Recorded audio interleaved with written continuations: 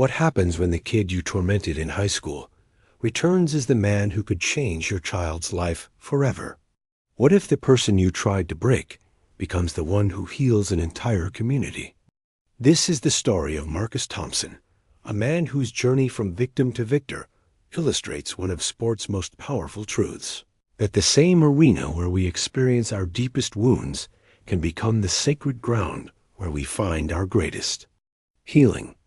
In 1995, Marcus was a shy, studious black teenager locked in a janitor's closet by white classmates who saw his quiet intelligence as a threat to their own sense of superiority. 25 years later, he would return to that same school as head basketball coach, transforming not just a losing program, but the very culture that had once sought to destroy him. Marcus's story unfolds against the backdrop of Millfield, Ohio, a small industrial town where the civil rights movement's victories felt more like distant headlines than lived reality.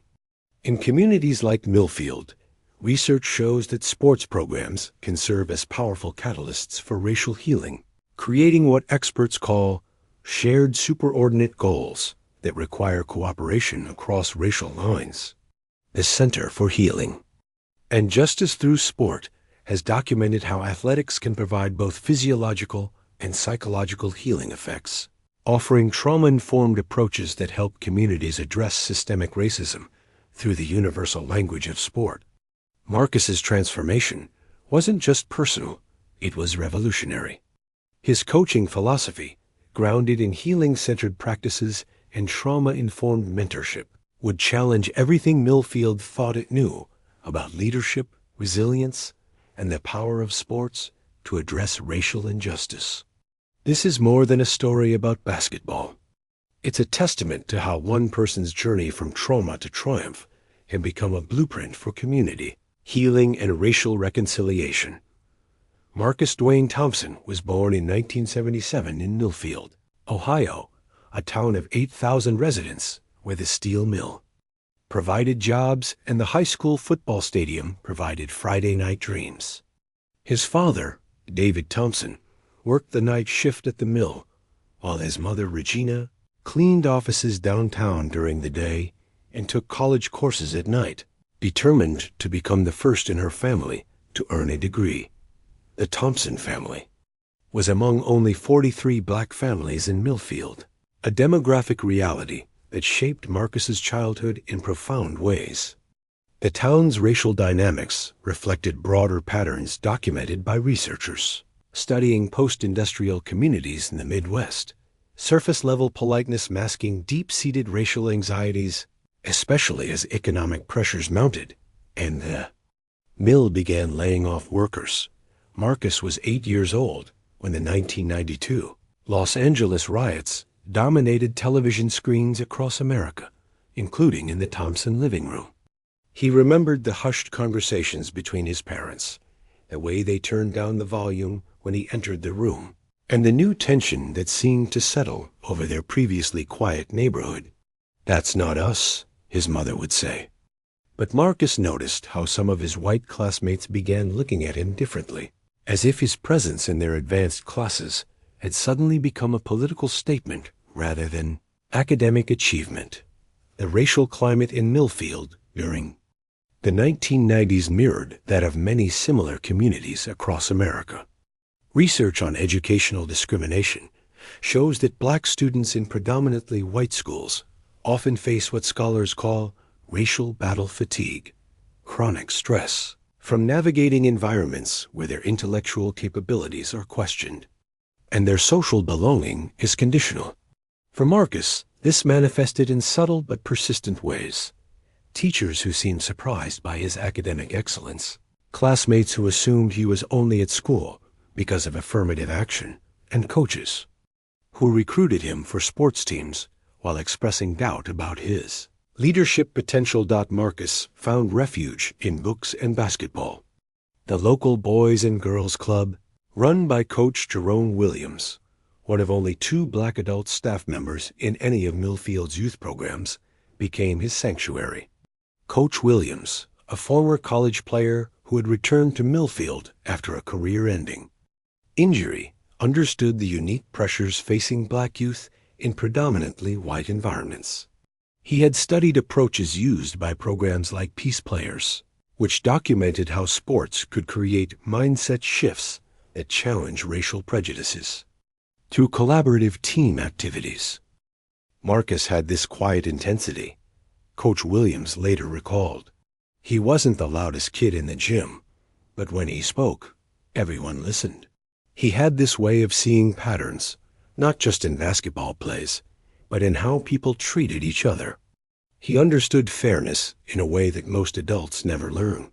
The turning point in Marcus's childhood came during his freshman year at Millfield High School in 1993. The school was undergoing its own racial tensions, reflecting broader national dynamics following the Crown Heights riots and ongoing debates about multiculturalism in education. Principal Janet Morrison, well-meaning but inexperienced in addressing racial issues, had implemented what she called colorblind policies that ignored rather than addressed the racial disparities in discipline, academic tracking, and extracurricular participation. Marcus's academic success made him a target for classmates who saw his achievements as somehow diminishing their own opportunities. Research on racial bullying in schools shows that high-achieving black students often face particularly intense harassment, as their success challenges stereotypes and threatens the racial hierarchy that some white students take for granted. The bullying began subtly: textbooks, accidentally knocked from his desk, lab partners who refused to work with him, invitations to study groups that never materialized, his parents, aware of the delicate balance required to advocate for their son without being labeled as troublemakers, chose their battles carefully. David Thompson had seen too many black men lose their jobs at the mill for being perceived as difficult, while Regina understood that her presence at school board meetings was often viewed with suspicion rather than welcomed as parental involvement. Family's isolation was compounded by the broader community's response to national events. When O.J. Simpson's trial dominated headlines in 1994-95, Millfield's racial fault lines became impossible to ignore. Coffee shop conversations, letters to the local newspaper, and school hallway whispers revealed deep divisions about race, justice, and American identity. For Marcus, these adult conversations filtered down into teenage cruelty, as classmates used current events to justify their harassment of one of the few black students in advanced classes. Marcus's love for basketball provided some protection, but even on the court, he faced subtle discrimination. While coaches praised his basketball IQ and natural athleticism, they rarely discussed his potential for leadership roles or his understanding of strategy and game management. The implicit message was clear: black players were valued for their physical contributions, but not their intellectual ones. The incident that would forever change Marcus Thompson's life occurred on February 23, 1995, during what should have been an ordinary Tuesday at Millfield High School. Marcus was 16 years old, maintaining a 3.8 GPA while serving as the starting point guard for the varsity basketball team, achievements that made him simultaneously celebrated and resented within the school's complex social ecosystem. Trouble began in a P-history class, where Marcus was one of only 3 black students among 30 enrolled. Teacher Mrs. Henderson had assigned a project on the civil rights movement, and students were required to present different perspectives on the era's key events. Marcus had chosen to examine the economic dimensions of the Montgomery bus boycott, drawing connections between historical activism and contemporary discussions about economic justice. His presentation was thorough, well-researched, and delivered with the quiet confidence that had become his trademark. He discussed how the boycott wasn't just about bus seats, but about economic power and the strategic use of consumer influence to challenge systemic racism. The presentation lasted 15 minutes and concluded with thoughtful questions from several classmates who seemed genuinely engaged with his analysis. The 3 students in the back row, Tommy Morrison, the principal's nephew, Jake Phillips, whose father owned the largest car dealership in town, and Ryan Foster, the football team's star quarterback, had a different reaction. Marcus heard their whispered comments during his presentation. Know-it-all, trying to make Use feel guilty, and probably got his information from some radical website. After class, as students filed out, Tommy Morrison approached Marcus at his locker. "Nice presentation, Marcus," he said with a smile that didn't reach his eyes. "Real. Educational. You should be a teacher someday, help other people like you understand history better." The coded language wasn't lost on Marcus. "Other people like you" was a phrase he'd heard before, always delivered with the same patronizing tone that suggested his intelligence was somehow different from, and lesser than that of his white classmates. But Marcus had learned to navigate these microaggressions with grace, responding with a simple thanks before turning back to his locker. What Marcus didn't know was that Tommy, Jake, and Ryan had been planning something for weeks. They had grown increasingly resentful of Marcus's academic success and his prominent role on the basketball team. In their view, Marcus was getting too much attention, too much respect, and taking up space that should have belonged to them. Their resentment reflected broader patterns documented by researchers studying racial dynamics in predominantly white schools. When black students excel academically, they can become targets for white classmates who interpret that success as a personal threat. The confrontation escalated during lunch period. Marcus was sitting with his usual group, a diverse mix of students that included Jessica Chon, Carlos Rodriguez, and Sam Williams, the only other black student in advanced classes. They were discussing their upcoming debate tournament when Tommy Morrison and his friends approached their table. "Marcus," Tommy said loudly enough for neighboring tables to hear, "we were wondering if you could help us understand something. In your presentation, you talked about economic boycotts and civil rights, but we're confused about something. Are you saying white people today should feel guilty about stuff that happened before we were born?" The question was designed to trap Marcus in an impossible situation. Answer yes, and he'd be labeled as playing the race card.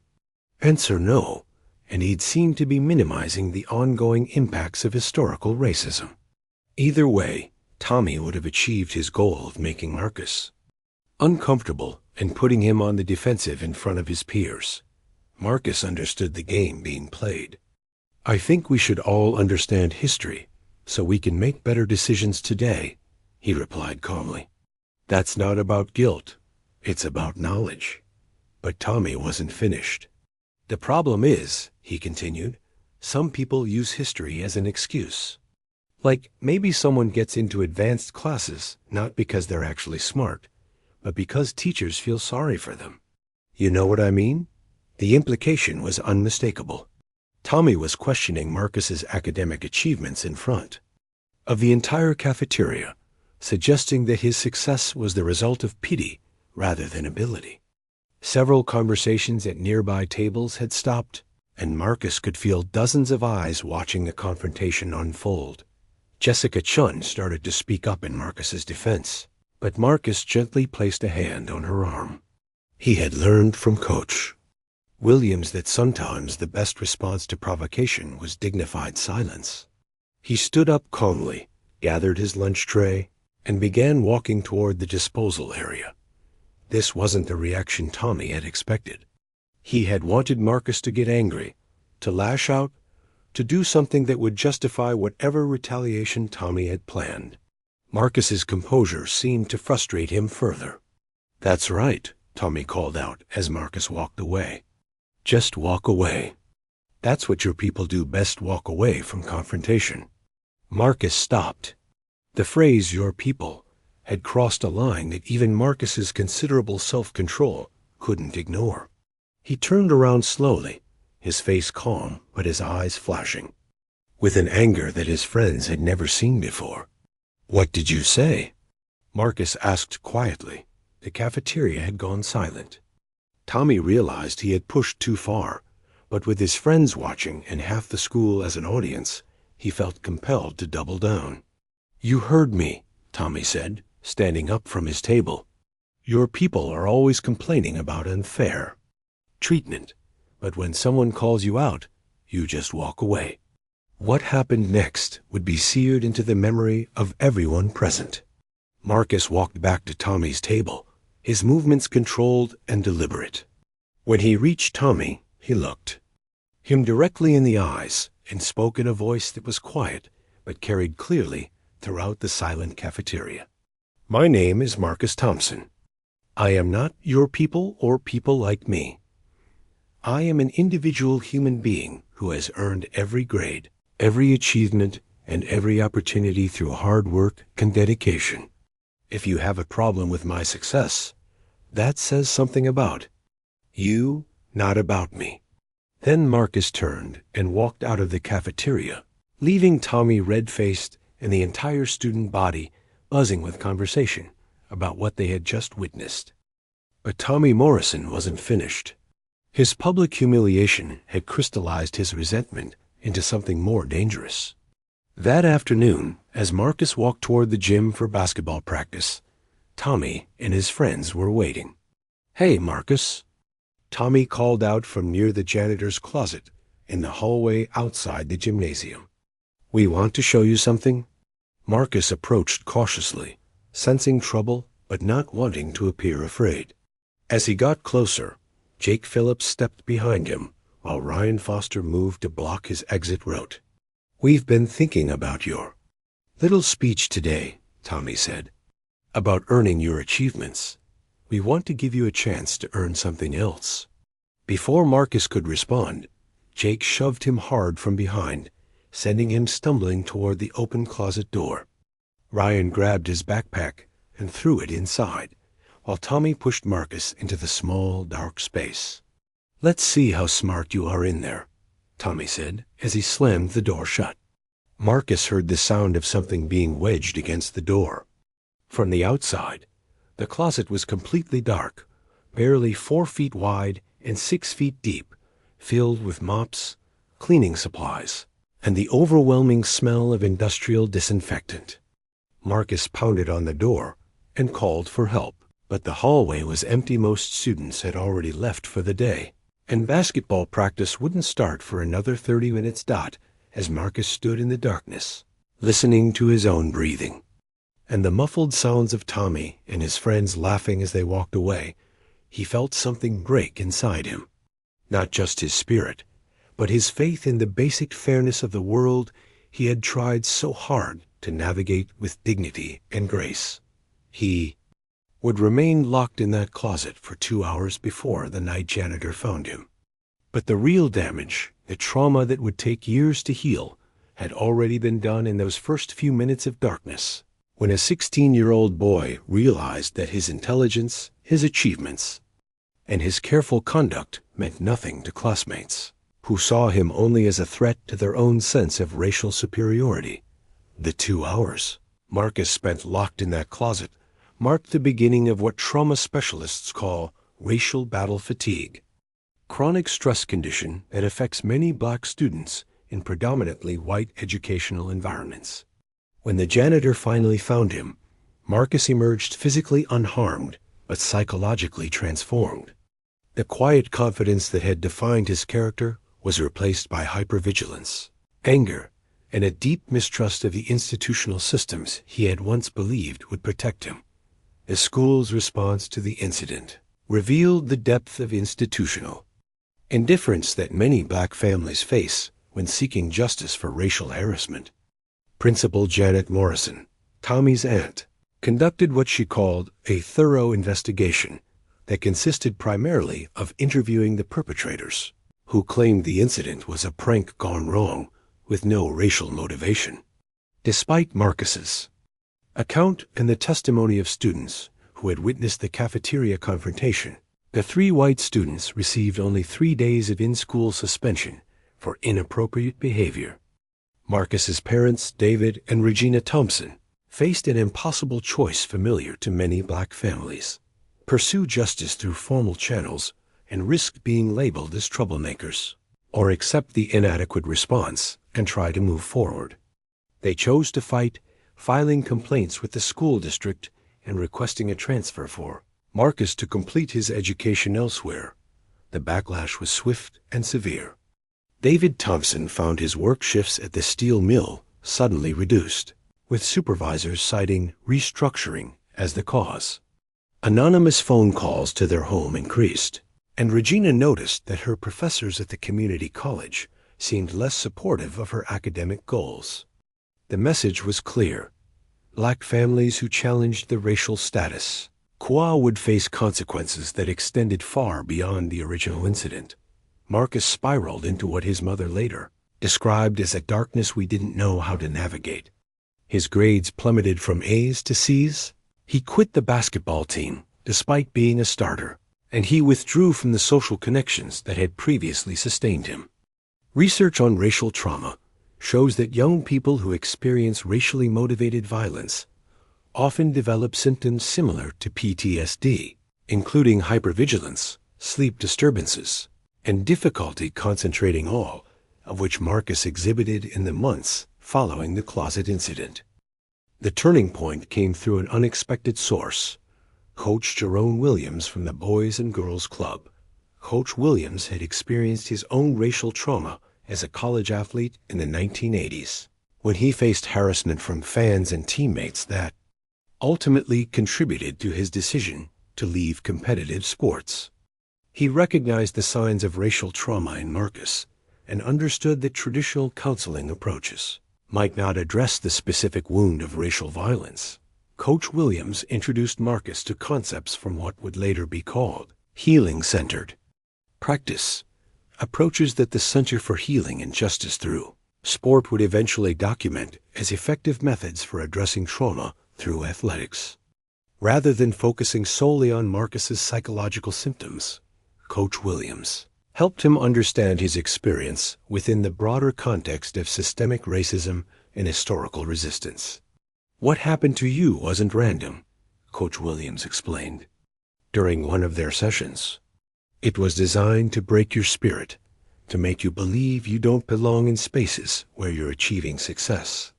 But throughout history, our people have faced attempts to break us, and we've found ways to not just survive, but transform our pain into power." Williams shared stories of athletes like Arthur Ashe, who had faced racial harassment throughout his tennis career, but used his platform to advocate for civil rights, and Bill Russell, who endured racist taunts from fans while leading the Boston Celtics to multiple championships and speaking out against racial injustice. These stories helped Marcus understand his experience as part of a larger narrative of Black resilience and resistance. The healing process was gradual and nonlinear. Some days, Marcus felt ready to reclaim his life and pursue his goals with renewed determination. Other days, the memory of that closet would overwhelm him with rage and despair.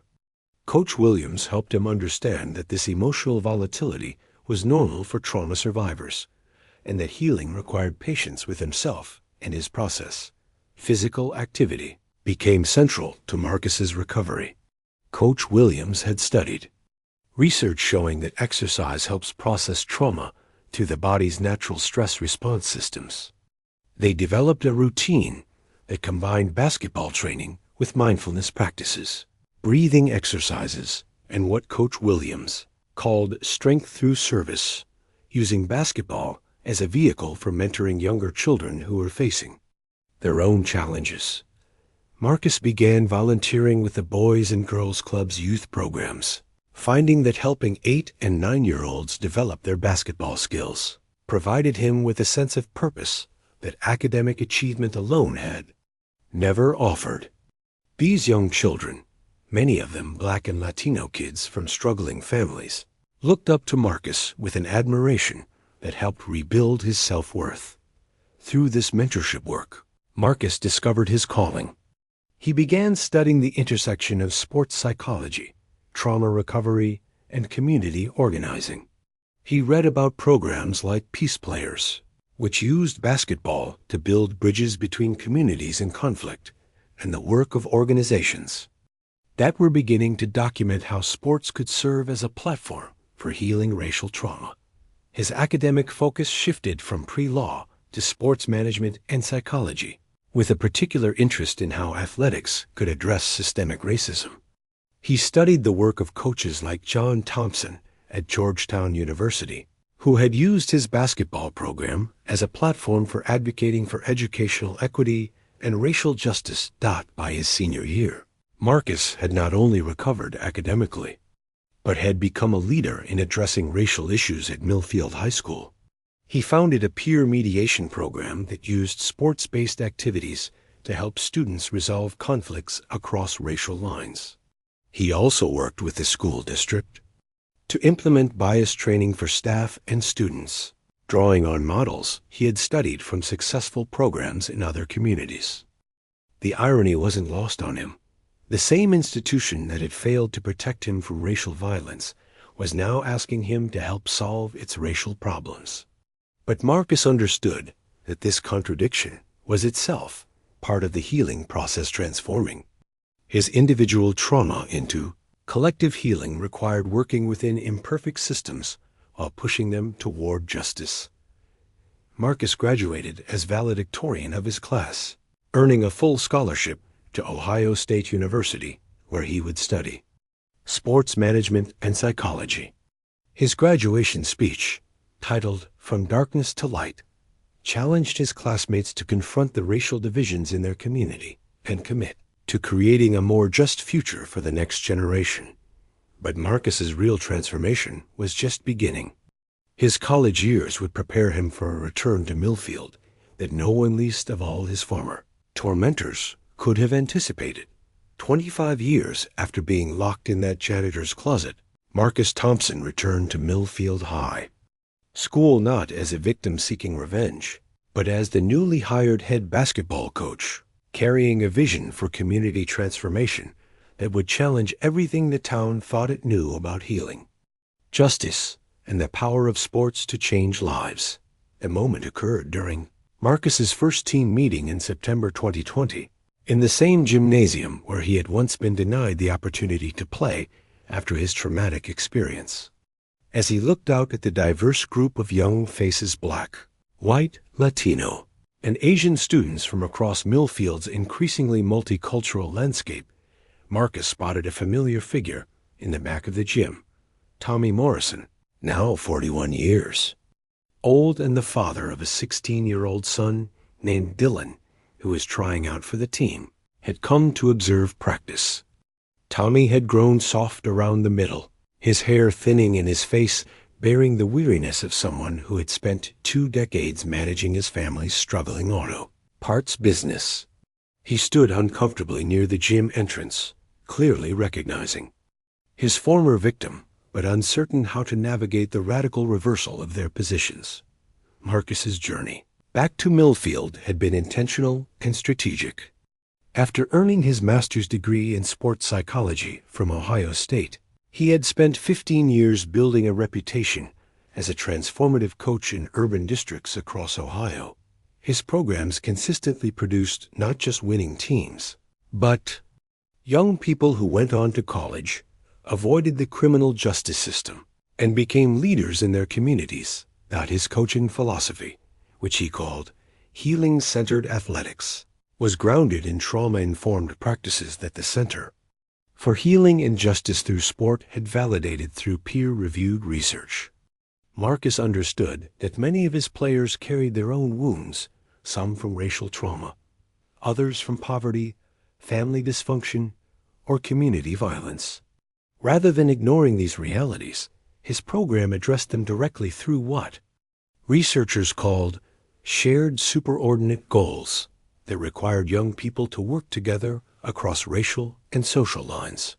When Millfield High School's basketball program hit rock-bottom, losing seasons, declining attendance, and several incidents of racial tension among players, the school board had reluctantly agreed to hire Marcus despite some community members' concerns about bringing in an outsider with radical ideas about social justice. Marcus's first challenge was the team itself, which reflected Millfield's ongoing racial tensions.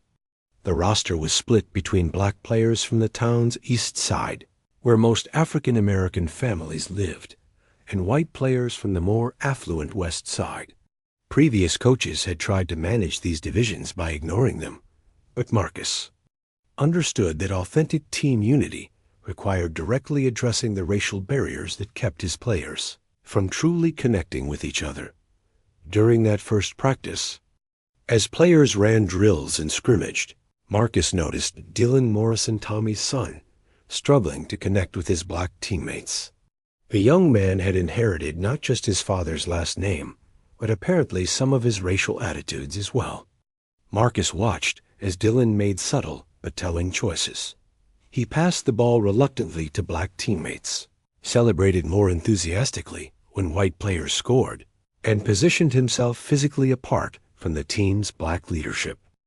The breakthrough moment came during a team-building exercise that Marcus had adapted from conflict resolution programs used in post-apartheid South Africa. Players were paired randomly and asked to share stories about times they had felt excluded or misunderstood. By design, Dylan Morrison was paired with Jamal Washington, the team's best player, and a young black man whose family had moved to Millfield from Cleveland, seeking better opportunities. As the exercise progressed, Dylan shared his struggles with feeling pressure to live up to his family's expectations, while navigating his own identity in a changing community. Jamal, in turn, talked about the isolation of being one of only a few black students in honors classes and the constant pressure to represent his entire race through his academic and athletic performance. The conversation between Dylan and Jamal was being observed not just by Marcus, but by Tommy Morrison, who had remained in the gym longer than he had intended. Tommy watched his son, who had never heard these perspectives from a black peer, begin to understand experiences that Tommy himself had spent decades dismissing or ignoring. After practice, as players filed out of the gym, Tommy Morrison approached Marcus. The two men stood facing each other in the same space where Marcus had once been denied the opportunity to heal from the trauma Tommy had helped inflict. "Coach Thompson," Tommy said, his voice barely above a whisper, "I need to talk to you about what happened back in high school, about what we did to you." Marcus looked at the man who had once locked him in darkness, now standing vulnerable and exposed in the light of fluorescent gym fixtures. This wasn't the moment Marcus had imagined during all those years of healing and preparation. He had expected anger or satisfaction or some sense of vindication. Instead, he felt something he hadn't anticipated: compassion for the scared, threatened teenager that Tommy had been, and respect for the adult courage Tommy was showing now. "I'm listening," Marcus said simply. What followed was the conversation that neither man had known they needed for 25 years, but which would become the foundation for a community-wide transformation that extended far beyond basketball.